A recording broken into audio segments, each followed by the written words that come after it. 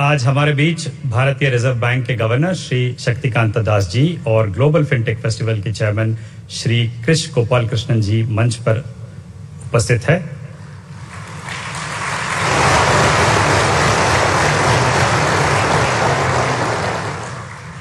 सभा में उपस्थित सभी गणमान्य व्यक्तियों का हम हार्दिक स्वागत करते हैं। We welcome all dignitaries present in the event.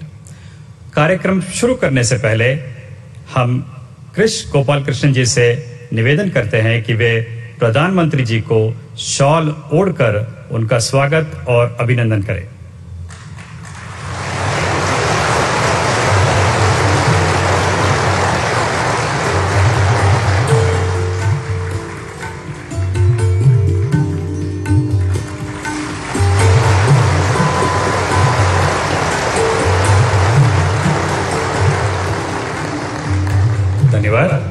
इस ऐतिहासिक अवसर पर हम जीएफएफ के चेयरमैन श्री कृष्ण गोपाल कृष्णन जी से अनुरोध करते हैं कि वे अपना स्वागत संबोधन करें। We request Shri Krishna Gopal Krishnan to give his welcome address.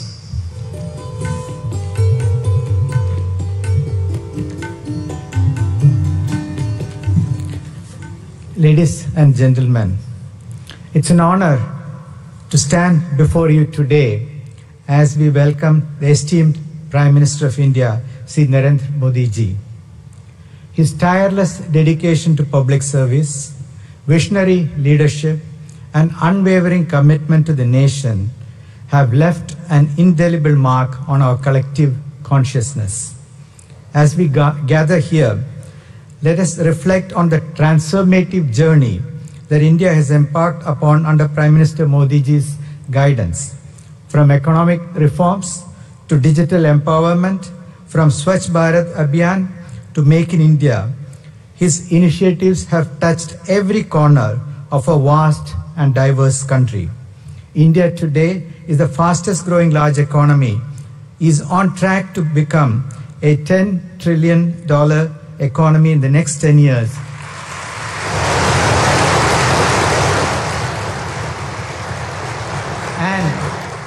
And a $30 trillion economy by 2047, achieving the goal of Viksit Bharat.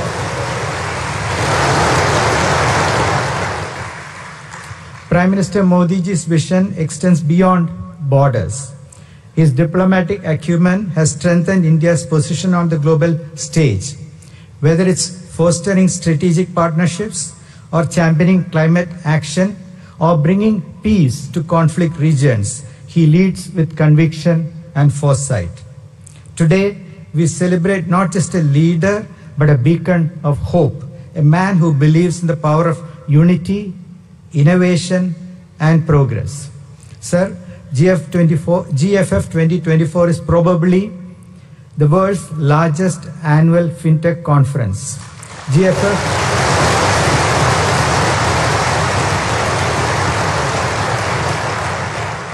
GFF brings together luminaries, policymakers, regulators, and fintech founders for insightful discussions, groundbreaking technologies, and networking opportunities. The theme for this year's event is Blueprint for the Next Decade of Finance, Responsible AI, Inclusive and Resilient, and features over 1,000 speakers and 300+ sessions.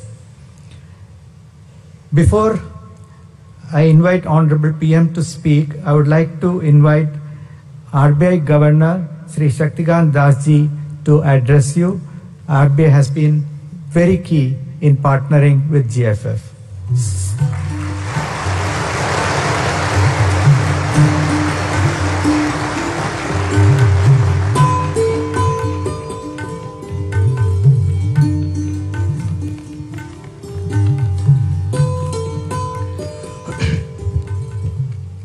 Honorable Prime Minister, Shri Krish Gopal Krishnan, industry leaders, esteemed participants, members of the media, ladies and gentlemen.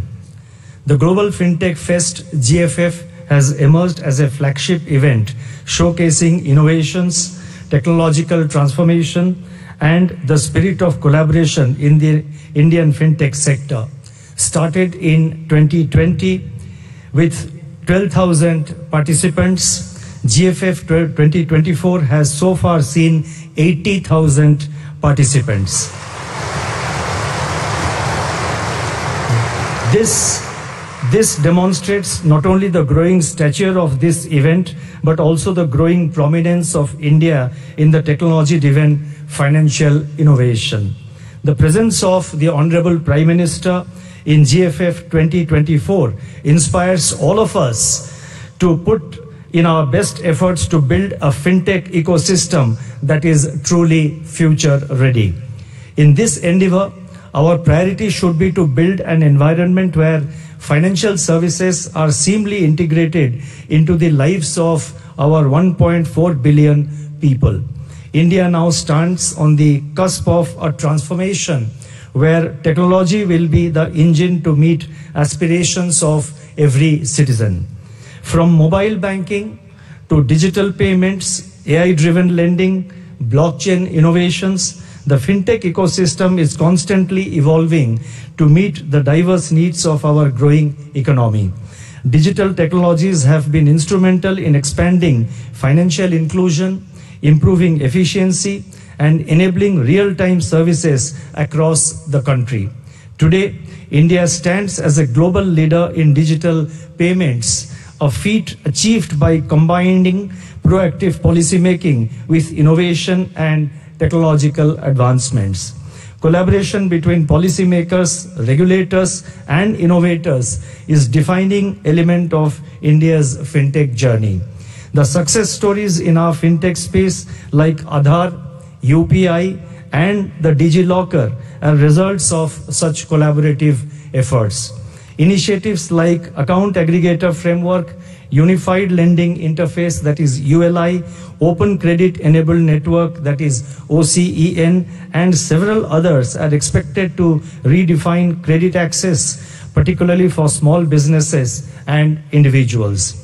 The Reserve Bank's regulatory frameworks have facilitated new and innovative businesses to grow in an orderly manner. These regulatory initiatives reflect our commitment to support innovation with prudence.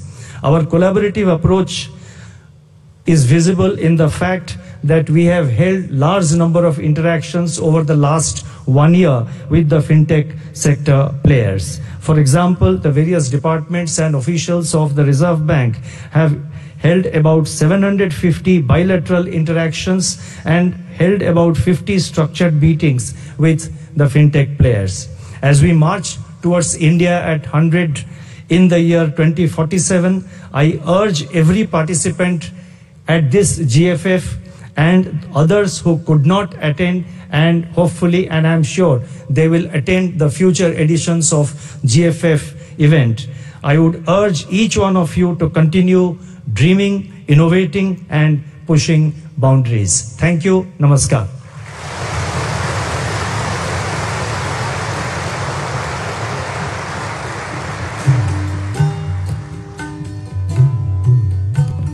धन्यवाद. Thank you governor sir.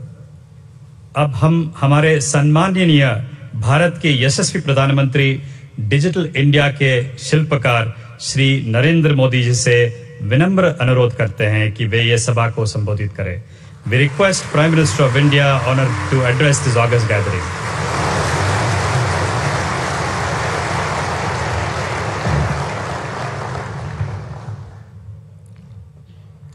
नमस्कार. RBI के governor Shriman Shaktikanta Das ji, Kris Gopalakrishnan ji, members of regulators, finance industry के leaders,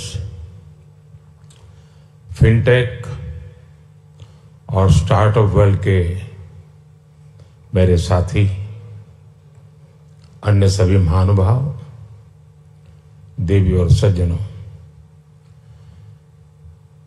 ये भारत में त्योहारों का मौसम है. अभी जन्माष्टमी हमने मनाई है और खुशी देखिए हमारी इकोनॉमी और हमारे मार्केट में भी उत्सव का माहौल है।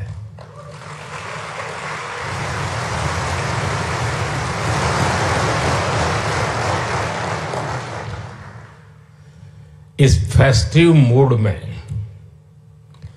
ये ग्लोबल फिनटेक फेस्टिवल हो रहा है।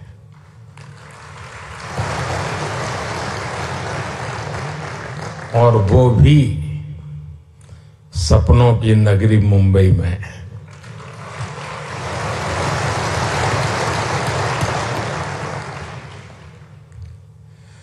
मैं देश और दुनिया से आए यहां सभी मेहमानों का अभिनंदन करता हूं, स्वागत करता हूं।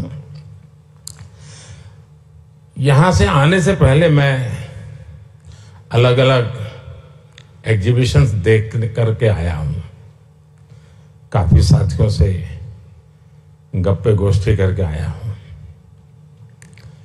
हमारे नौजवानों के इनोवेशन का और फ्यूचर की संभावनाओं का एक पूरा नया संसार वहां दिखाई दे रहा है।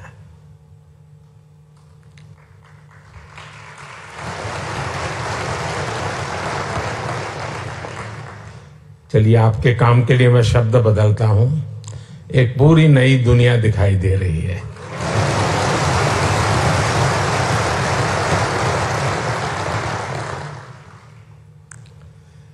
मैं इस फेस्टिवल के आयोजकों को सबको बहुत बहुत बधाई देता हूं। साथियों, यहां बड़ी संख्या में विदेशों से हमारे मेहमान भी आए हैं। एक समय था जब लोग भारत आते थे तो हमारी कल्चरल डाइवर्सिटी देखकर दंग रह जाते थे, हैरान हो जाते थे।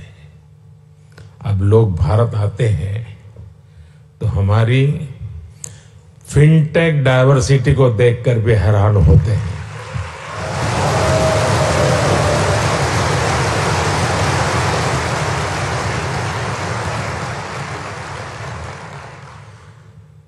एयरपोर्ट पर लैंड करने से लेकर स्ट्रीट फूड और शॉपिंग एक्सपीरियंस तक भारत की फिनटेक क्रांति चारों तरफ दिखती है।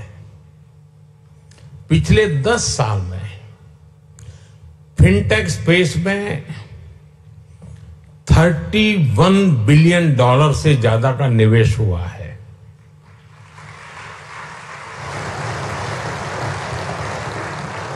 दस साल में हमारे फिनटेक स्टार्टअप्स में 500% वृद्धि हुई है।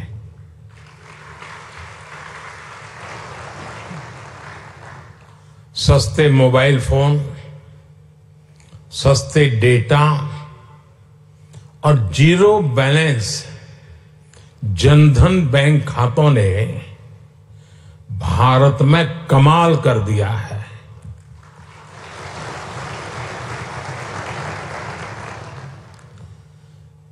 आपको याद होगा, कुछ लोग पहले पूछते थे, पार्लियामेंट में खड़े होकर के पूछते थे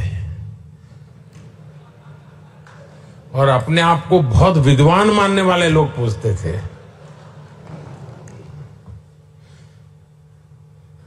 सरस्वती जब बुद्धि बांट रही थी तो वो रास्ते में पहले ही खड़े थे।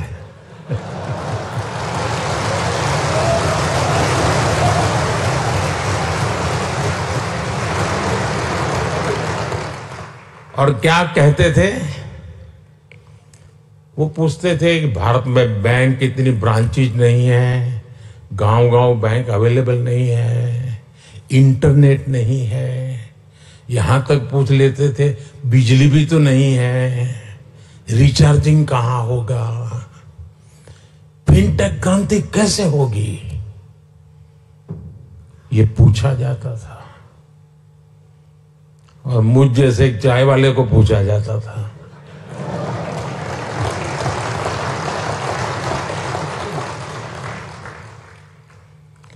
लेकिन आज देखिए, एक दशक में ही भारत में ब्रॉडबैंड यूजर 60 मिलियन यानी 6 करोड़ से बढ़कर 940 मिलियन यानी करीब 94 करोड़ हो गए।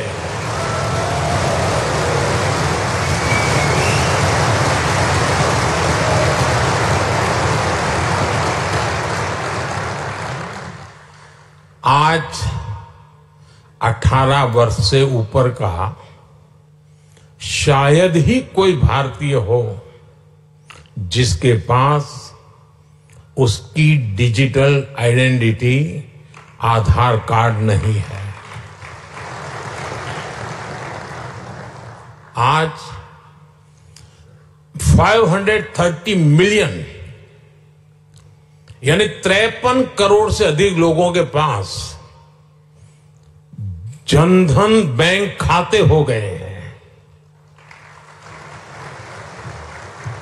यानी 10 साल में हमने एक प्रकार से पूरी यूरोपियन यूनियन के बराबर आबादी को बैंकिंग सिस्टम से जोड़ा है।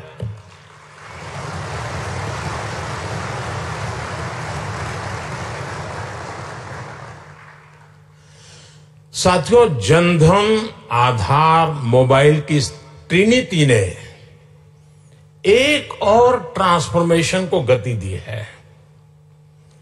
कभी लोग कहते थे कि कैश इज किंग। आज दुनिया का करीब करीब आधा real time digital transaction Bharat में होता है।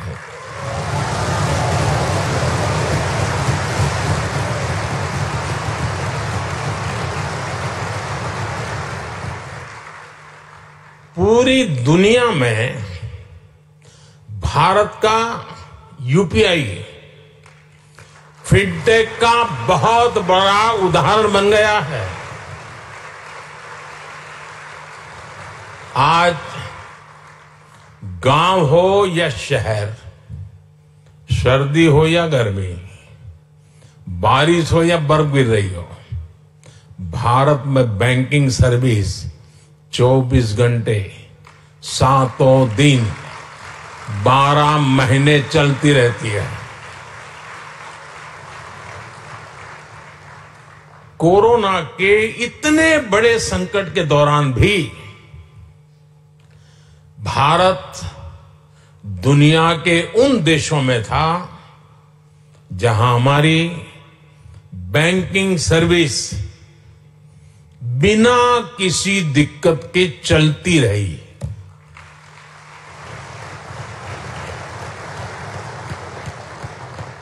साथियों, अभी 2-3 दिन पहले ही जनधन योजना के 10 साल पूरे हुए हैं।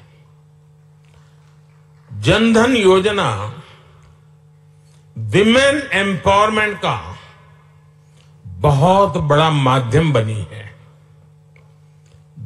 जनधन योजना के चलते करीब 290 मिलियन यानी 29 करोड़ से ज्यादा महिलाओं के बैंक खाते खुले हैं। इन खातों में महिलाओं के लिए सेविंग्स और इन्वेस्टमेंट के लिए नए अवसर बनाए हैं। इन्हीं जनधन खातों की फिलॉसफी पर हमने माइक्रो फाइनेंस की सबसे बड़ी स्कीम मुद्रा लॉन्च की। इस स्कीम से अभी तक 27 ट्रिलियन रुपए से अधिक का क्रेडिट दिया जा चुका है। 27 ट्रिलियन। इस स्कीम की करीब 70% बेनिफिशियरी महिलाएं हैं।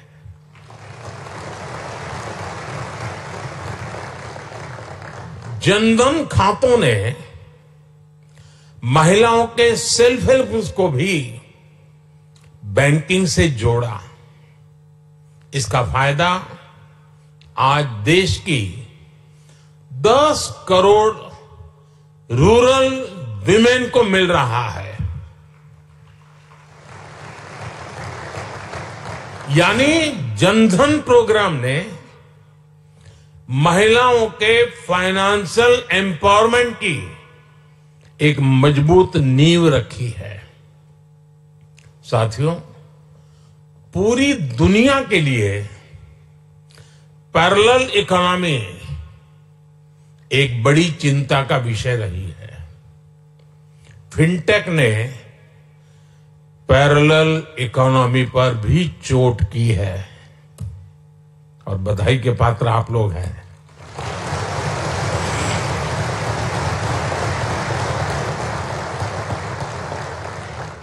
आपने ये भी देखा है कि कैसे हम भारत में डिजिटल टेक्नोलॉजी से ट्रांसपेरेंसी लेकर आए हैं।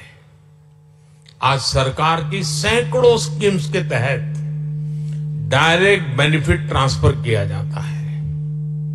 इसमें सिस्टम से लीकेज बंद हुई है। आज लोगों को फॉर्मल सिस्टम से जुड़ने में अपना लाभ नजर आता है। साथियों, भारत में फिनटेक की वजह से जो ट्रांसफॉर्मेशन आया है वो सिर्फ टेक्नोलॉजी तक ही सीमित नहीं है। इसका सोशल इंपैक्ट बहुत व्यापक है। इससे गांव और शहर की खाई को ब्रीच करने में मदद मिली है। कभी हमारे यहां बैंक की सर्विस लेने में ही एक पूरा दिन लग जाता था। एक किसान के लिए, एक मछुआरे के लिए, एक मिडिल क्लास परिवार के लिए ये बहुत बड़ी मुसीबत थी। फिनटेक ने इस समस्या को दूर किया। कभी बैंक सिर्फ एक बिल्डिंग तक सीमित हुआ करते थे, आज बैंक हर भारतीय के मोबाइल में सिमट गए हैं।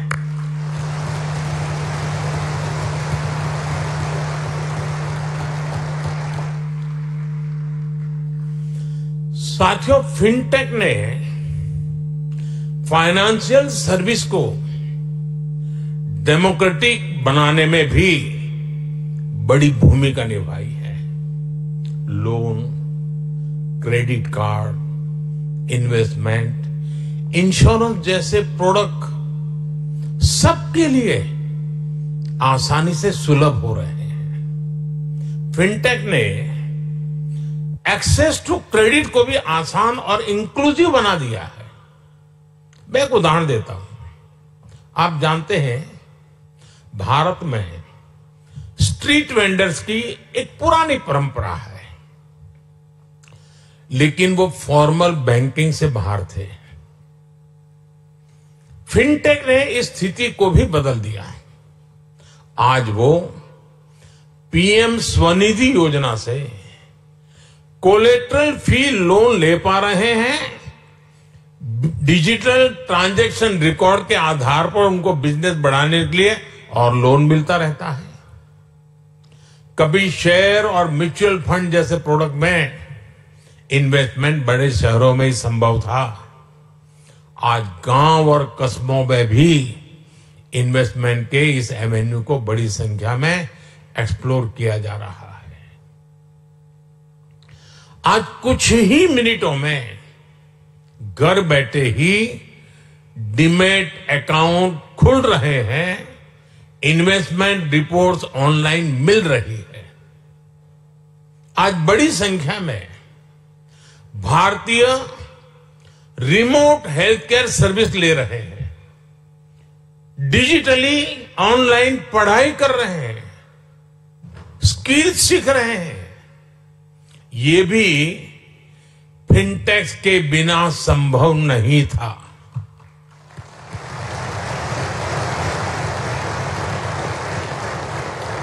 यानी भारत की फिनटेक क्रांति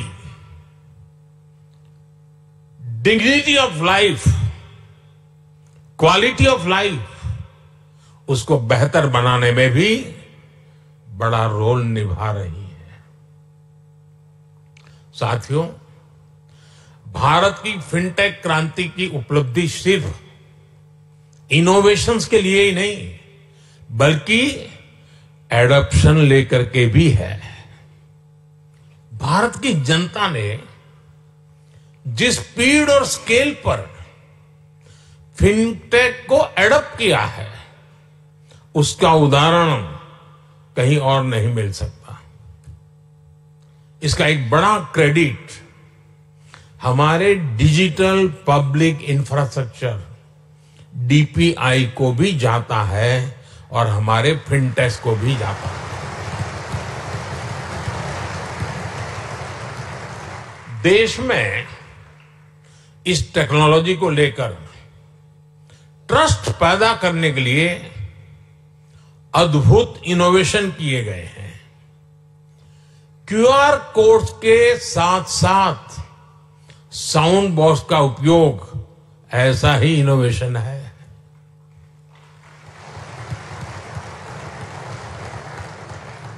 हमारे फिनटेक सेक्टर को सरकार के बैंक सखी कार्यक्रम का भी अध्ययन करना चाहिए। और मैं सब फिनटेक के वाले नौजवानों को कहना चाहता हूं, ये बैंक सखी है क्या? मैं अभी जलगांव आया था एक दिन, तो मैं ऐसी बैंक सखियों से मिला, तो बड़े गर्व से कहते मैं एक दिन में 1.5 करोड़ रुपए का कारोबार करती हूं।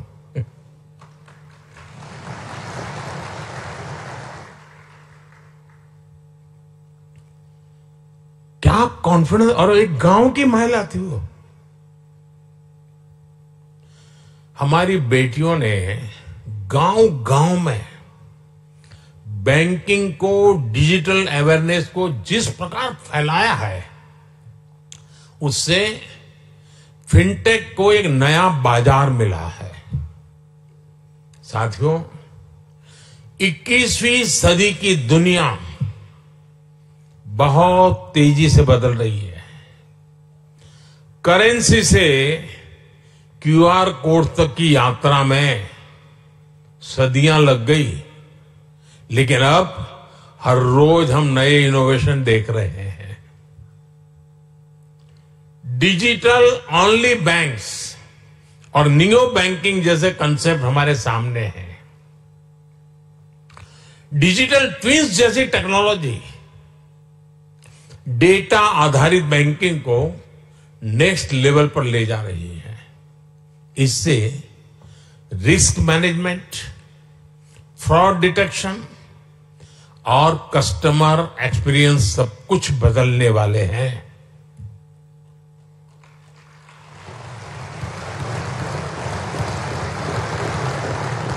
मुझे खुशी है कि भारत भी लगातार नए फिनटेक प्रोडक्ट्स लॉन्च कर रहा है। हम ऐसे प्रोडक्ट तैयार कर रहे हैं जो लोकल है, लेकिन उनकी एप्लीकेशन ग्लोबल है।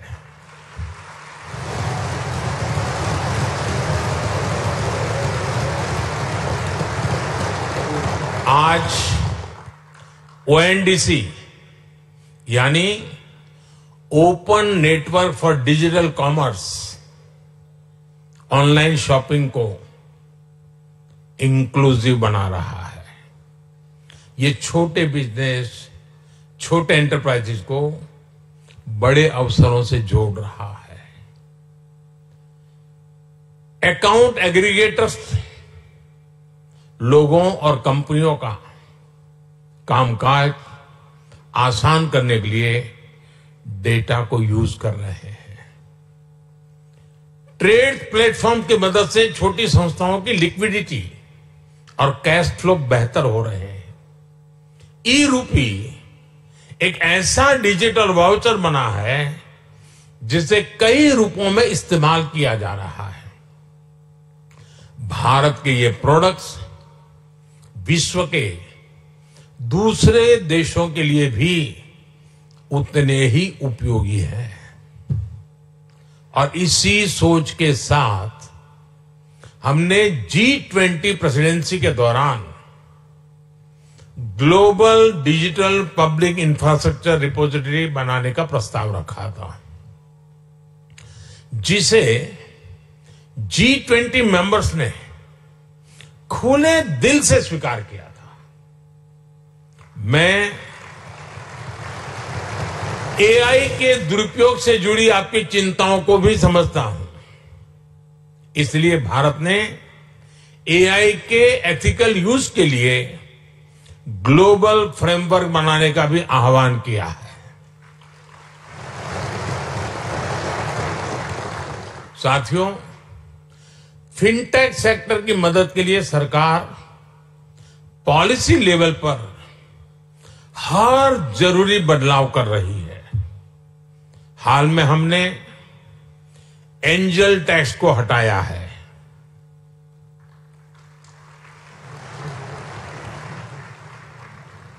ठीक नहीं किया?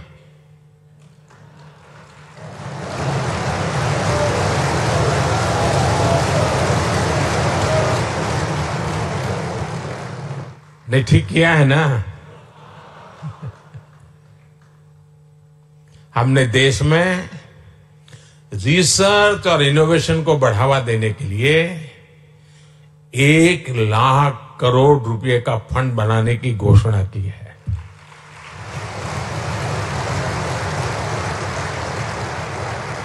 हमने डेटा प्रोटेक्शन कानून बनाया है। मेरी हमारे रेगुलेटर से भी कुछ अपेक्षाएं हैं। हमें साइबर फ्रॉड को रोकने के लिए और डिजिटल लिटरेसी के लिए और बड़े कदम उठाने होंगे। साइबर फ्रॉड स्टार्टअप्स की, फिनटेक्स की ग्रोथ में रुकावट न बने, ये ध्यान रखना भी उतना ही जरूरी है। साथियों, पहले के जमाने में बैंक डूबने वाली है या बैंक डूबी है या डूब जाएगी, ये बात फैलते हुए इम्पैक्ट होते होते 5-7 दिन निकल जाते थे। आज अगर किसी व्यवस्था में पता चला कि इस पर साइबर फ्रॉड है, 1 मिनट में मामला पूरा, वो कंपनी गई। फिनटेक के लिए बहुत जरूरी है। और साइबर सॉल्यूशन, उसका बाल मृत्यु बहुत जल्दी हो जाता है। कोई भी साइबर सॉल्यूशन निकालिए, उसका बेईमान लोग तोड़ निकालने में देर नहीं करते, तो उस सॉल्यूशन का बाल मृत्यु हो जाती है। फिर आपको नया सॉल्यूशन लेके आना पड़ता है। साथियों, आज सस्टेनेबल इकोनॉमिक ग्रोथ, ये भारत की प्राथमिकता है। हम स्ट्रांग, ट्रांसपेरेंट और एफिशिएंट सिस्टम्स बना रहे हैं। हम फाइनेंशियल मार्केट्स को एडवांस टेक्नोलॉजीज और रेगुलेटरी फ्रेमवर्क से मजबूत कर रहे हैं। हम ग्रीन फाइनेंस से सस्टेनेबल ग्रोथ को सपोर्ट कर रहे हैं। हम फाइनेंशियल इंक्लूजन के सैचुरेशन पर बल दे रहे हैं।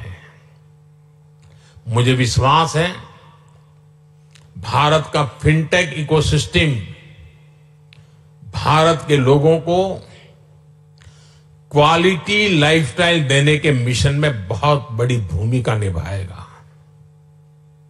मुझे विश्वास है, भारत का फिनटेक इकोसिस्टम पूरी दुनिया की ईज ऑफ लिविंग बढ़ाएगा।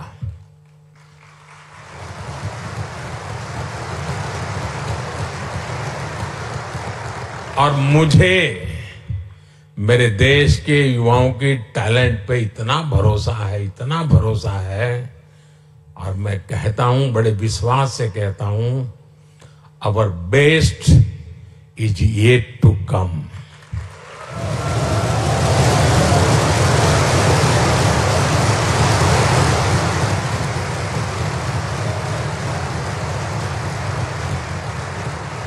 ये आपका 5वां समारोह है ना, तो 10वें में मैं आऊंगा।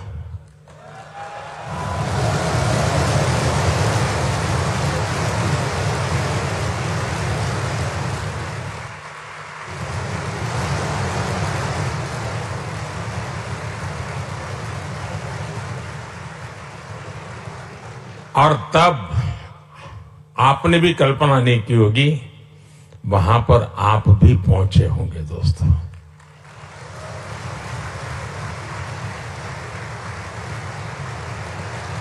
आज अभी मैं आपके कुछ स्टार्टअप यूनिट्स वालों को मिला, सबको तो नहीं मिल पाया, कुछ लोगों को मिला, लेकिन हर एक को 10-10 होमवर्क दे करके आया हूं।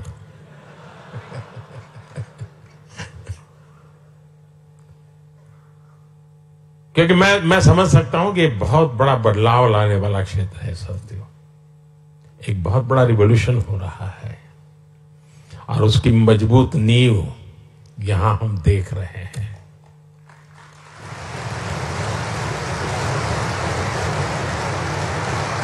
इसी भरोसे के साथ आप सबको मेरी बहुत बहुत शुभकामनाएं, बहुत बहुत धन्यवाद।